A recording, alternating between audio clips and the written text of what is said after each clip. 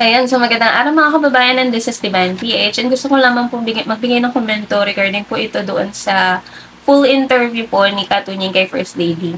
So sa mga gusto pong mapanood, naka-upload na po siya sa YouTube and Facebook po ata, uploaded na rin po yung buong interview. Kasi kung matatandaan nyo po nung nakaraang araw, nauna pong lumabas yung teaser nung interview po ni Katunying kay First Lady. At talaga namang pong masasabi kong nabahala po yung mga kritiko ni President Bongbong Marcos at nasabi nga nila na dahil doon sa interview na yun, declaration of war na daw po. Grabe naman kayo. Kaunti lang yung sinabi ni First Lady doon, yun na kagad yung naisip nyo. Samantalang kayo, ilang dekada na kayong naninira ng iinsulto sa mga Marcos. Si First Lady ngayon lang nagsalita. Yun na kagad yun nasa isip nyo. Ano ba? Bakit ba takot na takot kayo? Yun lang naman sinabi ni First Lady. Hinusgahan nyo na nga kagad, teaser pa lang yun Hindi nyo pa nakapanood yung full episode, yung full interview So, syempre po, bago ko po ito simulan, ang video po na ito ay hindi para sa mga taong walang pakialam sa pamilya nila.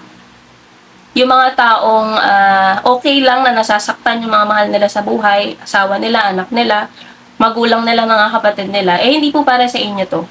Kasi po, itong video na ito, itong reaction video po na ito, ay para lang po ito doon sa mga kababayan natin na gagawin din naman talaga lahat para sa pamilya nila. Bilang nanay, bilang asawa, bilang anak. 'Di ba? Siyempre, pag usapang pamilya na to, pag kinanti mo yung pamilya ko, kakantihin din kita.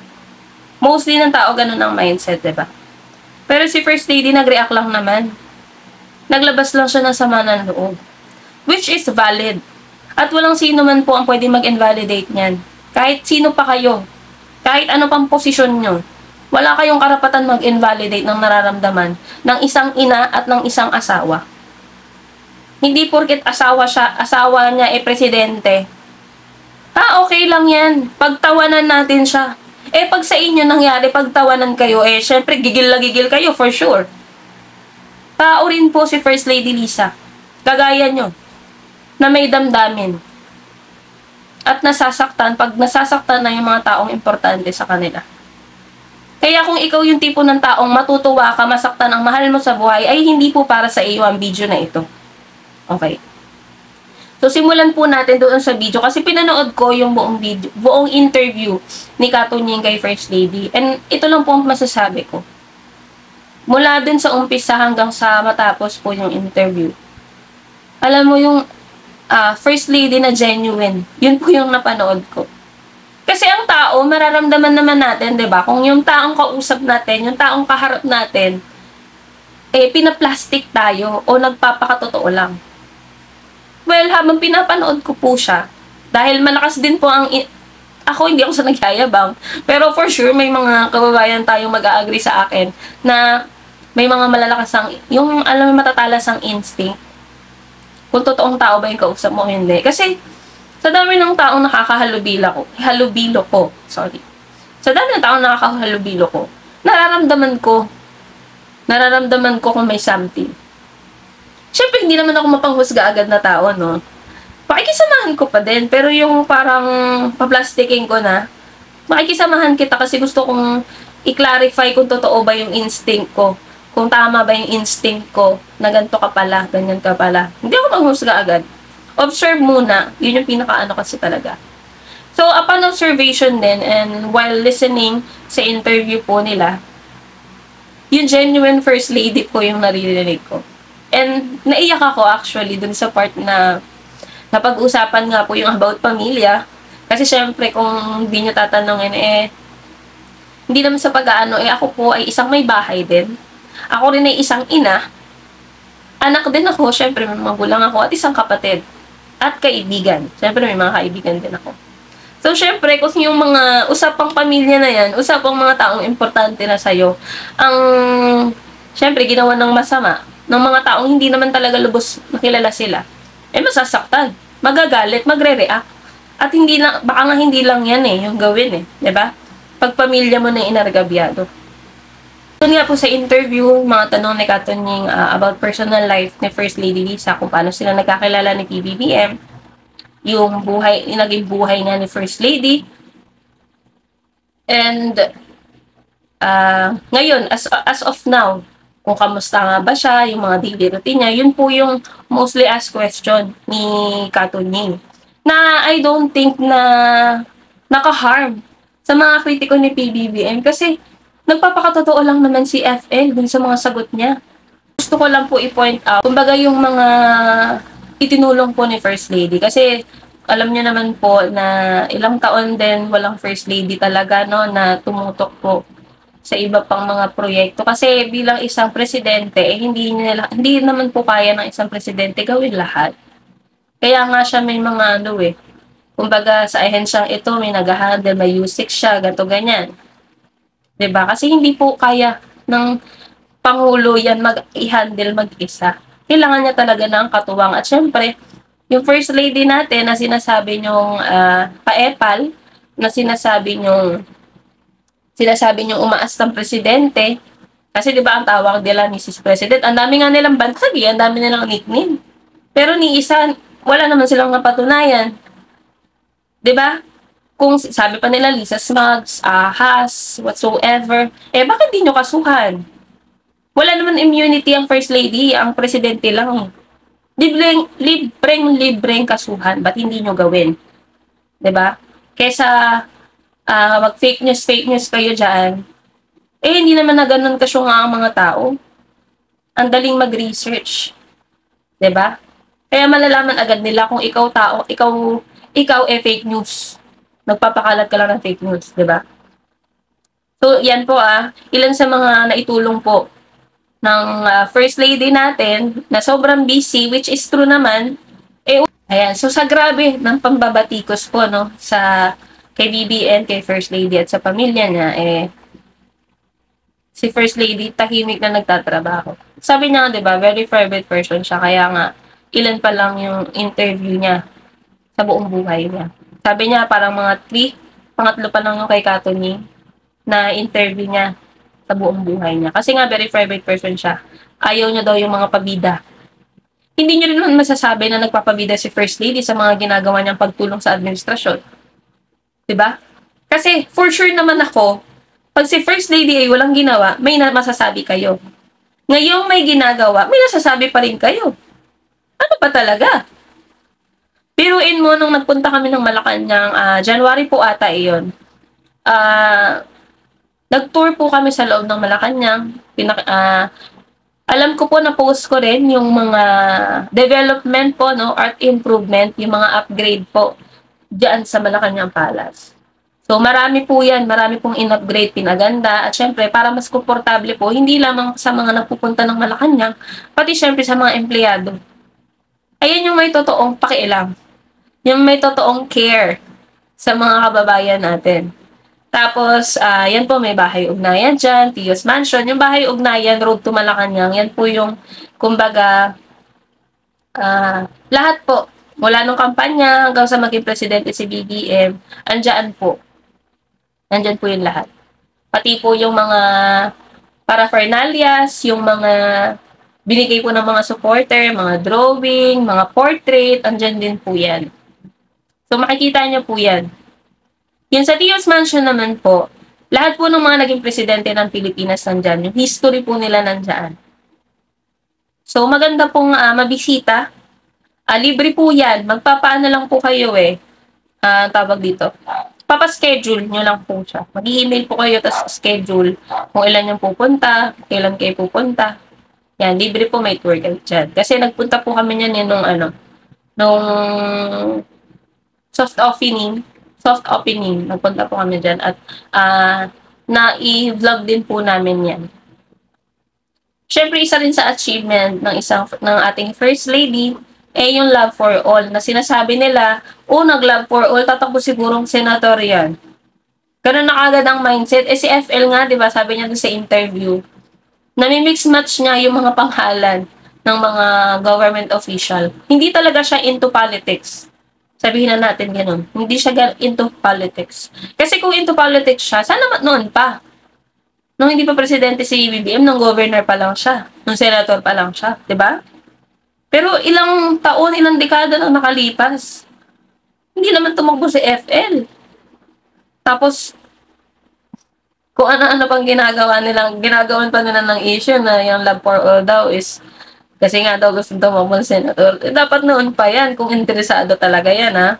Dapat noon pa niya ginawa. Kasi ang dami niya pagkakataon. Pero hindi naman po. Kasi nga, ang intention niya lang po talaga is tumulong po sa administrasyong Marcos.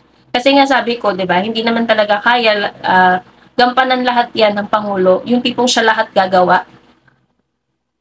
Hindi niya po kakayanin yan. Kaya thankful ang mga kababayan natin na may First Lady tayong may ginagawa talaga. Tumutulong sa mga kababayan natin. Yung Love for All po, malaking tulong na yun sa mga kababayan natin. Bakit? Kasi yung mga kababayan natin na mga nasa liblib, na hindi makapunta, makabiyahe, papuntang ospital para makapagpa-check up, eh Love for All na po ang lalapit para sa kanila. Para magbigay ng serbisyo para sa kanila. Tapos yung iba dyan, mamasamain pa nila. Diba? Sabi nga ni First Lady, hindi siya napipikon. Napipikon lang siya pag naargabyado na yung or nasaktan na po yung mga anak niya. Eh ako din eh. Baka nga hindi lang salita eh. Hindi, kasi ang isang ina, hindi mo pwede kasing i-invalidate ang feelings ng isang asawa at ng isang ina. Lalo na kung mahal niya sa buhay na ang pinag-uusapan natin dito. Kahit ako eh. Saktan mo anak ko? Sino ka? Para manakit ng anak ko. Physically or emotionally man yan. Walang sino man ang may karapatang mag-invalidate ang nararamdaman ng isang asawa at ng isang ina. Unless kung ikaw yung taong walang pakialam sa mga mahal mo sa buhay, na kahit sinasaktan na aargabyado na sila, tatawanan mo pa sila. Wala po kayong karapatan i-invalidate ang nararamdaman ni Porkit First Lady siya.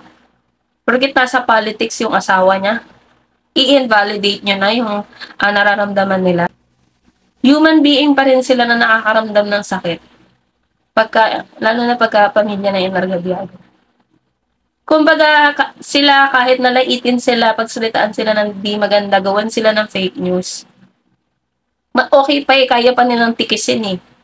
Pero pag usapang pamilya na kasi lalo na sa anak, yun ang hindi kayang tiisin ng isang ina. Lalo na kung hindi mo naman alam or wala ka namang alam. Biruin mo, pinalaki mo, dinala mo ng 9 months. Nakita mong lumaki. Alam mo rin naman, syempre na-witness mo kung gaano kabuting tao yung anak mo, yung asawa mo. Tapos yung iba dyan, akala mo naman, pag nagsalita, ay nakasama nila sa bahay. Na alam nila yung pagkatao, alam nila yung ugali.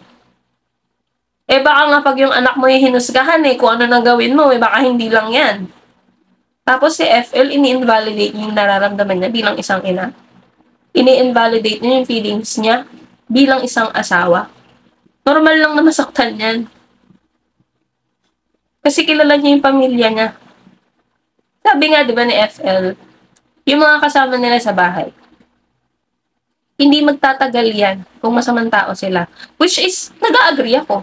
Kasi ako, yung tipo ng taong hindi rin makakatagal pag yung ugali ng isang tao, alam mo yun, hindi ko gusto. Or sabihin na natin, masama ugali. Halimbawa, ako yung kasambahay, tapos si FL yung boss ko. Kung masama talaga ugali mo, hindi rin ako magtsatsaga sa'yo. Maraming trabaho dyan. Pero since tumagal yung mga kasambahay nila, at mawibitness mo kasi na may loyalty talaga sila. Diba? Yung mga nagko-comment dyan ng negatibo kay FL. Pag usapang loyalty, hindi kayo pasado. Kung sa trabaho nga, hindi kayo tumatagal eh.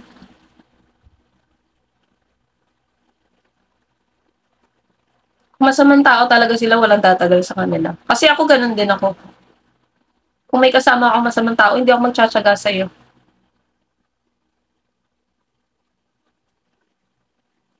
Kaya inuulit ko sa mga bashers dyan ni FL Lisa na kinoconnect siya dyan sa smug na yan, smuggling na yan. Kasuhan niyo po. Walang immunity ang First Lady. Presidente lang po meron. Kung totoo talaga yung sinasabi niyo. Tsaka paano niyo masasabi? Kasi isa pa sa pinapakalat ng ibang mga kritiko dyan na matatalino, kala mo talaga totoo. nandaya daw ng botohan.